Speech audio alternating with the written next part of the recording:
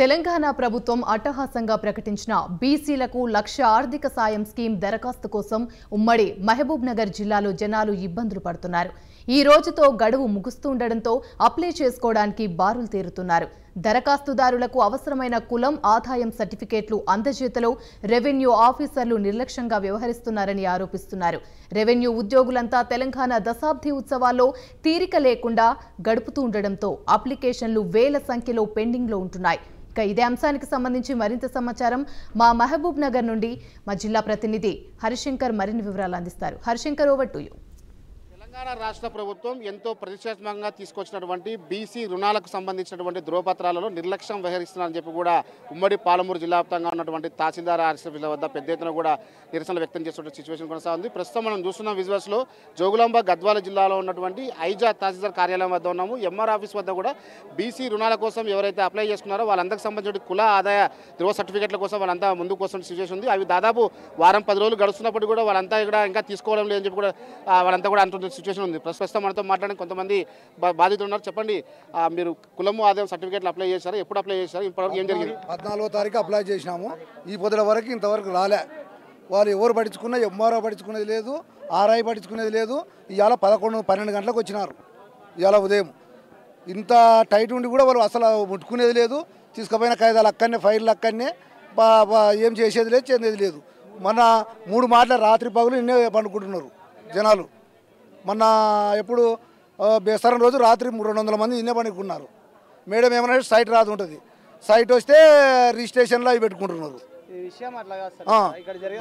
కొంతమంది ఇంకో ఉన్నారు. చెప్పండి, అసలు మీరు అప్లై చేశారా? మీకు రెవెన్యూ సిబ్బంది వాళ్ళు ఏమంటున్నారు? సార్, మేము అప్లై చేసి 14 రోజులు అవుతుంది సార్. మేము 14 రోజులు అవుతుంది సార్. మేము అప్లై చేసి 14 రోజుల తర్వాత వీళ్ళు ఏం చేస్తున్నారంటే, మామూలుగా ఒక్క ఫైల్కి వచ్చేసి 1000 రూపాయలు 1200 వాళ్ళు ఇచ్చిన వాళ్ళు మాత్రమే అక్కడ అప్లై అవుతున్నాయి.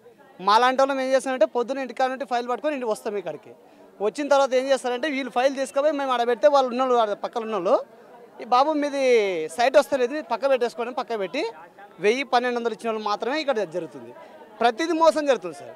మొన్న నైట్ ఏం చేసినా తెలుసా, మొత్తం ఆమె మేడం ఇచ్చిపోయిందంట, స్లిప్ ఇచ్చిపోయిందంట వాళ్ళకి. అది ఏంది సిప్పు అయితే అది ఇచ్చిపోయింటే వాళ్ళు నైట్ అంతా కొట్టేసినారు. అట్లా ఆమెకు బ్యాడ్ నైట్ వచ్చినందుకు, ఆ బ్యాడ్ నేమ్ వచ్చినందుకు దాన్ని తీసుకొని ఆమె ఎమ్మడి తీసుకుపోయిందని. తీసుకుపోయిన తర్వాత నిన్న అంతా నైట్ అంతా మొత్తం ఆగిపోయినాయి. ఆ నైట్ ఇచ్చింటే కూడా మొత్తం అయిపోతుంది. ఇంతమంది ఇక్కడ కనిపించే వాళ్ళు అలా తిక్కుల లెక్క కనిపిస్తున్నాం మేము. ఇంతమంది తిరుగుతున్నాం కదా. ఆమె ఈరోజు 12 గంటలకు వచ్చింది. పొద్దున్నే ఎప్పుడు వాళ్ళు కంటిన్యూ టైంకి వస్తే కూడా దాదాపు అంటే 200 మంది వేస్తున్నారు కదా. ఎందుకు ఇట్లా చేస్తున్నారు? ఇంత నిర్లక్ష్యం దేనికి? సరే, వీళ్ళు చేసే పథకాల వల్ల ఎంతమంది తిక్కులలాగా తిరుగుతున్నారు సార్. వీటి వల్ల ఖండించాలి చాలామంది.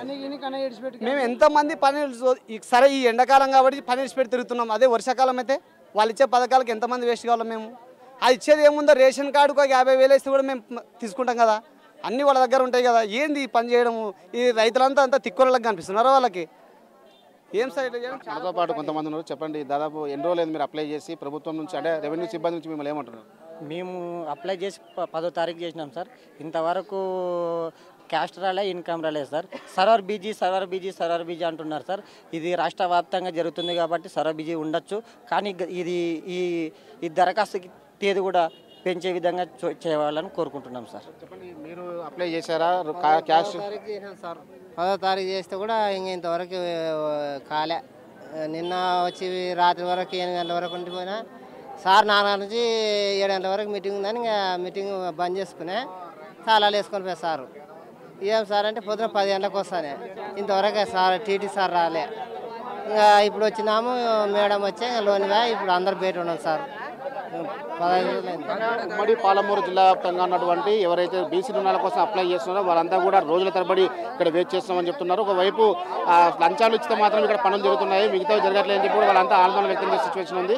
ప్రధానంగా ఉమ్మడి పాలమూరు జిల్లాలో ఉన్నటువంటి ప్రతి రెవెన్యూ తహసీల్దార్ ఆఫీస్ ముందు కూడా ఇలాంటి సిచ్యువేషన్ కొనసాగుతున్న సిచ్యువేషన్ ఉంది. మొత్తంగా ఉమ్మడి జిల్లా వ్యాప్తంగా ఉన్నటువంటి ఎవరైతే రుణానికి అప్లై చేస్తున్నారో వాళ్ళందరూ కూడా మరొక ప్రభుత్వం ఒక వెసులుబాటు కల్పించినప్పటికీ ఇది నిరంతర ప్రక్రియగా కొనసాగుతుంది ఒకవైపు చెప్తున్నప్పటికీ కూడా ఈ రోజు చివరి రోజు అన్న ఉద్దేశంతో ప్రతి ఒక్కరు కూడా అప్లై చేసుకోవడానికి పెద్ద ఎత్తున బారులు తిరుగుతున్న పరిస్థితి ఉంది. ప్రధానంగా రెవెన్యూ సిబ్బంది ఇప్పటి నుంచైనా సరే త్వరగా వీళ్ళందరికీ కూడా క్లియర్ చేయాలని కూడా వాళ్ళంతా కోరుతున్న సిచ్యువేషన్ ఉంది. మరోవైపు ఏదైతే దశాబ్ది ఉత్సవాల్లో భాగంగా వాళ్ళంతా కూడా ఒకవైపు ఉత్సవాలను నిర్వహించుకున్న నేపథ్యంలోనే రెవెన్యూ సిబ్బంది కూడా కొరత ఉన్నట్లు కూడా సమాచారం అందుతుంది. మరోవైపు విద్యా సంవత్సరం ప్రారంభమవుతున్న నేపథ్యంలోనే ఇటు విద్యార్థులకు కావచ్చు, కాలేజ్ స్టూడెంట్స్ కూడా క్యాస్ట్ ఇన్కమ్ సర్టిఫికేట్లలో పూర్తి స్థాయిలో కూడా వాళ్ళకి అందుబాటులో రాకపోవడం అనేది కూడా తీవ్ర ఇబ్బందులకు గురి చేసిన పరిస్థితి ఉంది.